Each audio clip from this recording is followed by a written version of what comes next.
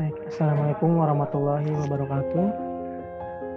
Salam sejahtera bagi kita semua. Baik, hari ini kita bertemu lagi dengan saya Teten Pendianto di mata kuliah Hukum Internasional. Hari ini kita akan membahas mengenai dasar berlakunya hukum internasional.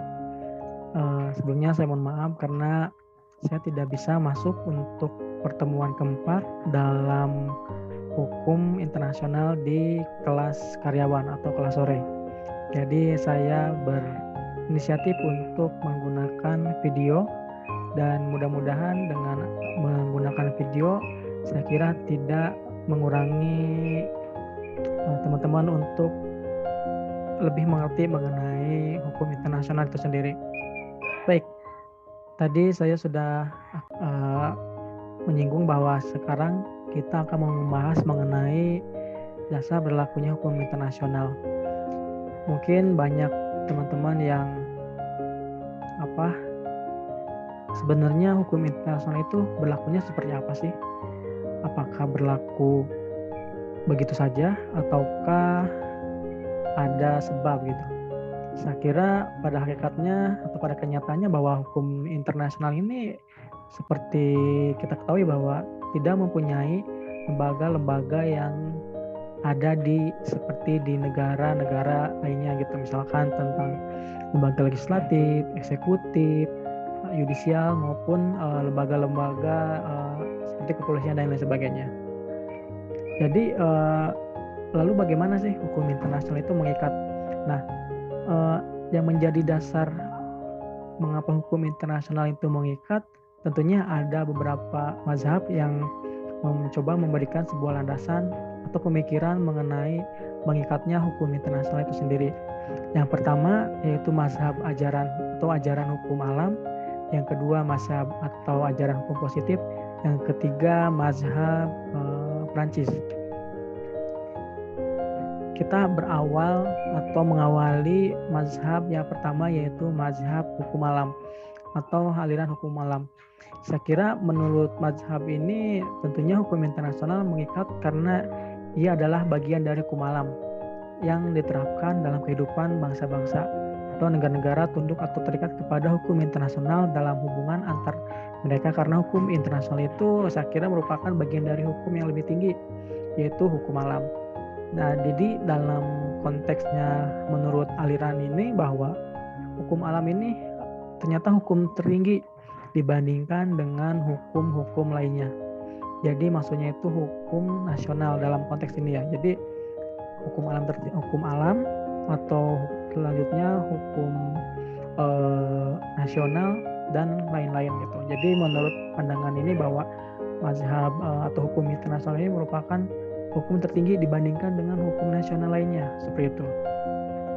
Lalu ini ada beberapa tokoh yang memberikan pandangan mengenai hukum alam dan memberikan pendapat mengenai hukum alam, yaitu yang menganutnya antara lain Hugo Grotius atau Hugo de Groot, Emeric Patel, dan lain sebagainya.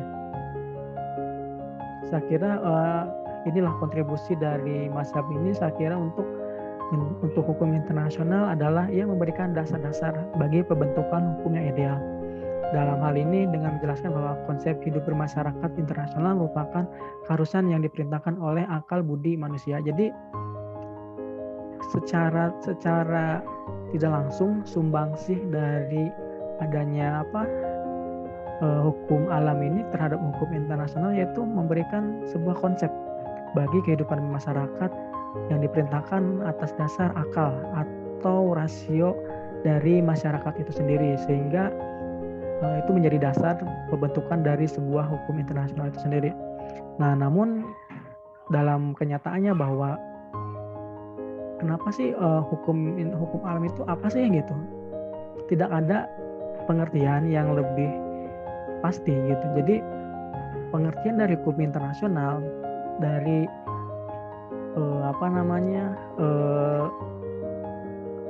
para penemu ataupun para ahli-ahli itu tidak memberikan sebuah pengertian yang secara pasti, dan mungkin kita juga ketahui bahwa pengertian dari sebuah hukum pun tidak ada yang pasti gitu, terlebih lagi dari hukum alam. Jadi Nah, inilah menjadi sebuah kelemahan dari maksud dari hukum alam itu belum ditemukan ataupun belum sampai sekarang pun belum adanya pengertian mengenai hukum alam itu sendiri seperti itu.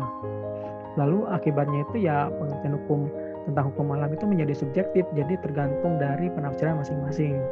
Misalkan si A memberikan sebuah pengertian tentang hukum alam seperti ini, dan ahli ini memberikan sebuah pengertian hukum alam seperti ini. Jadi berbeda-beda seperti itu, tidak ada yang pasti mengenai landasan tentang pengertian hukum alam itu sendiri. Mungkin teman-teman juga bisa memberikan sebuah pandangan ataupun pengertian mengenai hukum alam itu sendiri, dan tapi ya tidak bisa dipakai seperti itu karena mungkin teman-teman masih mahasiswa dan lain sebagainya, dan saya kira untuk orang-orang yang bisa dipakai dalam hal memberikan sebuah pengertian itu orang-orang yang emang sudah ahli di bidangnya atau sudah ahli dalam hal hukum internasional dalam hal ini seperti itu. Lalu mazhab yang selanjutnya yaitu mazhab hukum positif. Nah, dalam mazhab hukum positif ini terdapat 3 bagian mazhab juga. Jadi tadi setelah hukum alam adanya mazhab hukum positif yang terdapat dalam 3 perspektif atau 3 pengertian yang memiliki latar belakang kenapa hukum internasional itu berlaku. Kita membahas yang pertama menjadi dari mazhab positif yaitu mazhab teori kehendak negara. Nah, mazhab ini bertolak dari teori kedaulatan negara. Ya, secara umum inti dari mazhab ini adalah sebagai berikut ya, yaitu karena negara adalah pemegang kedaulatan, maka negara adalah juga sumber dari segala hukum. Hukum internasional itu mengikat negara-negara karena negara-negara itu atas kehendak atau kemauan sendirilah untuk atau mengikatkan diri kepada hukum internasional. Lalu bagi mazhab ini tentunya hukum internasional ini bukanlah suatu yang lebih tinggi dari kemauan negara atau hukum nasional, tetapi merupakan bagian dari hukum nasional yang mengatur hubungan luar suatu negara. Nah, berbeda dengan hukum alam yang tadi kita sudah jelaskan bahwa menurut teori ini ataupun menurut mazhab ini, nah saya kira sepertinya ada gangguan sedikit, mohon maaf. Nah, kita ulangi. Menurut mazhab ini saya kira berbeda dengan hukum alam. Tadi menurut hukum alam, hukum internasional itu lebih tinggi dibandingkan dengan hukum nasional. Berbeda dengan teori atau mazhab dari hukum negara, teori kehendak negara, di mana menurut mazhab ini ternyata hukum internasional itu tidak lebih tinggi atau tidak lebih tinggi dari hukum nasional. Jadi hukum nasional dulu, lalu hukum internasional seperti itu, karena segala sesuatu yang ada di menurut mazhab ini, hukum internasional ini diberlakukan karena dari suatu aturan-aturan yang ada di negara tersebut. Intinya kemauan atau kehendak dari suatu negara gitu. Jadi bukan atas kemauan yang sudah ada atau hukumnya sudah ada, tapi hukum-hukum yang ada di nasional bisa dipergunakan ataupun intinya bahwa hukum nasional ini dipergunakan ataupun ditingkatkan kepada jadi hukum internasional seperti itu. Jadi intinya bahwa aturan-aturan yang ada di hukum nasional bisa juga dibuat dalam hal hukum internasional seperti itu. Itulah mazhab yang menurut teori kehendak negara. Nah, jadi ada beberapa pemuka mazhab ini yaitu George Jelling, Zon, dan lain-lain. Mungkin nanti teman-teman bisa lebih jelasnya, bisa lebih memahaminya, silakan searching lebih jauh mengenai teori kehendak negara ini.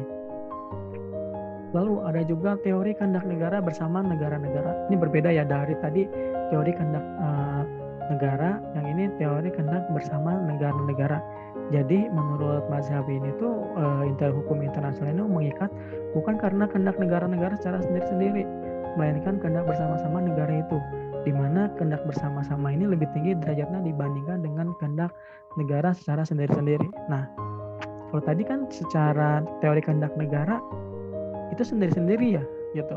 Sedangkan menurut teori ini saya kira lebih mengutamakan adanya suatu perjanjian ataupun lebih mengutamakan suatu hal bersama-sama dan langsung membentuk suatu hukum yang emang berlaku secara internasional.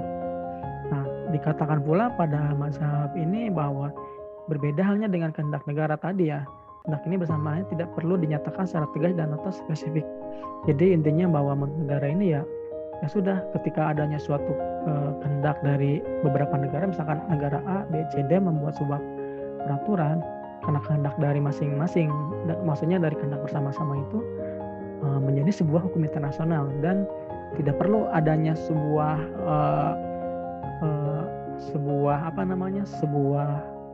undang-undang atau aturan yang secara tertulis atau secara spesifik gitu. Ini menurut teori kehendak bersama negara-negara. Lalu apa sih kelemahannya? Dan tentu saja ada beberapa kelemahan yang mana teori kehendak negara bersama-sama negara ini, pertama yaitu mazhab ini tidak mampu memberikan penjelasan yang memuaskan terhadap pertanyaan. Kalaupun negara-negara tidak dimungkinkan menarik persetujuan untuk terikat kepada hukum internasional secara sendiri-sendiri, bagaimana jika negara tersebut secara bersama-sama menarik persetujuan untuk tidak terikat pada hukum internasional? Jadi pada dasarnya bahwa kelemahan dari teori ini, ketika adanya sebuah hukum internasional yang telah dibuat bersama-sama dengan negara A, B, C, D contohnya, lalu pada perjalanannya ya sudah kita bubarkan saja negara peraturan tersebut, berarti kan secara tidak langsung itu tidak ada yang terikat ataupun aturan itu sudah hilang gitu. Itulah menjadi kelemahan dari teori ini gitu. Lalu kedua, dengan mendasarkan kekuatan mengikat hukum internasional itu pada kehendak negara, maka seperti halnya pada mazhab teori kehendak negara, mazhab ini sesungguhnya hanya menganggap hukum internasional itu hanya sebagai hukum perjanjian antar negara-negara. Nah, jadi saya kira tadi sudah disinggung juga di atas bahwa ini tuh sebuah perjanjian internasional atau sebuah perjanjian antar negara-negara menjadi sebuah hukum gitu menurut teori ini. Nah, sebagaimana telah disinggung di atas tadi, yang telah terbukti sebagai pendapat yang tidak benar, sebab hukum internasional bukan semata-mata lahir pada perjanjian internasional saja. Itulah ini menurut teori kehendak negara bersama negara-negara. Lalu ada juga mazhab bina. Tadi kan setelah mazhab yang dua adanya, jadi nah ini lanjutan ataupun terusan mengenai mazhab bina. Dan di mana menurut mazhab ini kelemahan-kelemahan yang melekat pada mazhab-mazhab yang meletakkan dasar kekuatan mengikat hukum internasional pada kehendak negara, yang tadi dua itu ya, yang kehendak negara dan kehendak bersama-sama negara, yang disebut sebagai aliran voluntaris, melahirkan pemikiran baru yang tidak lagi meletakkan dasar mengikat hukum internasional itu kepada kehendak negara, melainkan pada adanya norma atau kaidah hukum yang telah ada terlebih dahulu, yang terlepas dari kehendak atau tidak oleh negara-negara. Nah, ini aliran pemikiran ini kerap disebut sebagai aliran objektivis. Jadi lebih menekankan kepada bukan lagi kehendak-kehendak negara, tapi lebih mengedepankan adanya norma atau kaidah hukum yang telah ada. Jadi kaidah-kaidah hukum yang emang sudah berlaku di secara internasional seperti itu. Nah, ini tokoh aliran ataupun tokoh yang emang ahli menurut mazhab ini, yaitu dianut oleh Hans Kelsen, yang mazhabnya dikenal dengan mazhab Wiener atau Wiener School of Thought. Menurut Kelsen, kaidah dasar hukum internasional itu adalah prinsip atas asas pacta sunt servanda. Seperti itu. Mungkin lebih jelasnya silakan teman-teman mencari apa sih pacta sunt servanda itu. Jadi saya tidak akan menjelaskan secara detail mengenai asas pacta sunt servanda ini. Nah, seperti mazhab-mazhab yang lainnya, tentu saja ada pula ternyata kelemahan-kelemahan dari mazhab Wiener ini gitu. Yang pertama itu, mazhab ini tidak dapat menerangkan mengapa kaidah dasar itu sendiri mengikat. Jadi tidak ada tidak ada keterangan nih kenapa kaidah-kaidah itu mengikat gitu, atau dalam hal ini kaidah dasar ini ground norm. Lagi pula dengan mengatakan bahwa kaidah tersebut sebagai hipotesa, maka yang merupakan suatu yang belum pasti, jadi itu nggak jelas gitu mengenai keberadaannya. Jadi maka berarti pada akhirnya dasar mengikatnya hukum internasional itu digantungkan pada sesuatu yang tidak pasti gitu.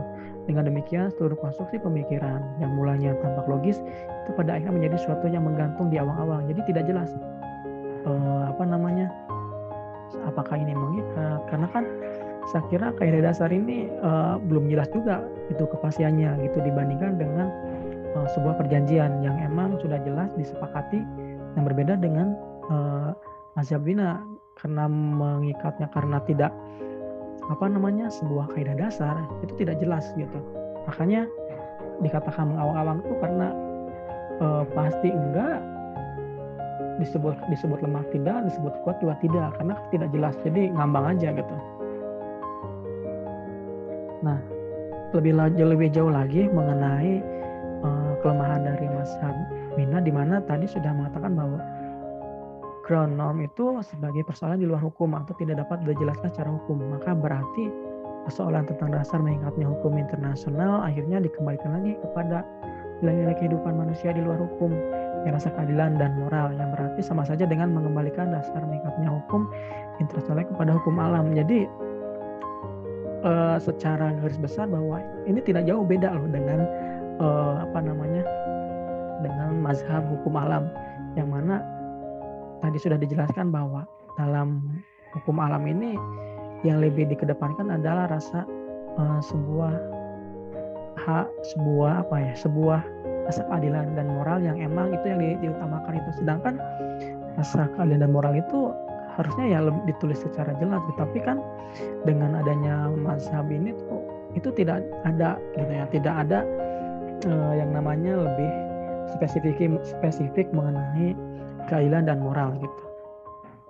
Jadi lebih ke rasa intinya itu lebih ke rasa suatu keadilan yang emang itu tuh lebih mengedepankan hati, pada dasarnya seperti itu, lebih mengedepankan pikiran, logika, dan tidak ada yang namanya secara hal-hal yang tertulis ataupun yang pasti gitu. Lalu ini yang terakhir, yaitu mazhab Prancis, di mana suatu mazhab yang mencoba menjelaskan dasar mengikatnya hukum internasional dengan konstruksi pemikiran yang sama sekali berbeda dengan kedua mazhab sebelumnya, yaitu mazhab hukum alam dan mazhab hukum positif. Dan tadi sudah dijelaskan bahwa hukum positif itu ada 3 yang sebelumnya dijelaskan. Jadi setelah itu muncul juga, setelah adanya mazhab yang tadi, muncul adanya di Prancis, yaitu mazhab yang dikenal dengan mazhab Prancis. Pelopornya siapa? Pelopornya yaitu Leon de Guit, Foucault, dan Selek. Mohon maaf ya kalau kalimatnya atau namanya itu sangat sulit sekali. Mungkin teman-teman juga yang sudah bisa menyebutkannya, silakan dikoreksi. Nah, menurut mazhab Prancis ini berarti kan mazhab ini meletakkan dasar mengikatnya hukum internasional sebagaimana bidangnya hukum lainnya pada faktor-faktor yang mereka namakan fakta-fakta kemasyarakatan, atau berupa faktor-faktor biologis, sosial, sejarah, kehidupan manusia. Artinya dasar mengikatnya hukum internasional ini dapat dikembalikan kepada sifat alami manusia sebagai makhluk sosial yang senantiasa memiliki hasrat untuk hidup bergabung dengan manusia lain dan kebutuhan akan solidaritas. Jadi menurut mazhab ini, kebutuhan kita akan hal bersosialisasi dengan makhluk lainnya, karena kita jangan berpikiran sempit bahwa bersosialisasi di masyarakat itu bukan hanya kebutuhan secara lokal ya, misalkan di RT, RW ataupun tingkat nasional, tapi tidak, kita butuh yang namanya karena kita makhluk sosial, kita butuh yang namanya berkomunikasi dengan negara-negara lainnya.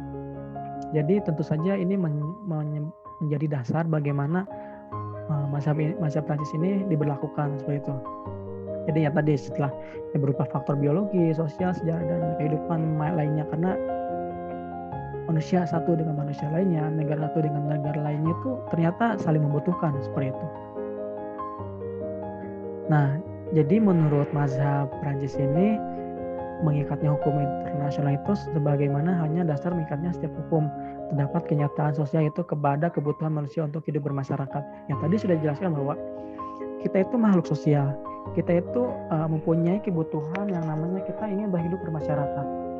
Hidup bermasyarakat bukan berarti hanya di wilayah negara tertentu ataupun di daerah tertentu gitu misalkan. Kalau di Indonesia saja tidak, tapi kita ini butuh bermasyarakat dengan negara-negara lain, dengan bangsa-bangsa lainnya gitulah. Jadi ini menurut mazhab ini lebih mengedepankan mengenai kita ini mempunyai kebutuhan untuk hidup bermasyarakat, bukan hanya masyarakat nasional saja, tapi masyarakat internasional pun kita perlu gitu. Makanya mazhab ini lebih mengedepankan ataupun lebih mengutamakan dari adanya semua kebutuhan masyarakat yang ingin bersosialisasi dan ingin berkomunikasi gitu. Nah ini yang menjadi dasar dari mazhab Prancis ini.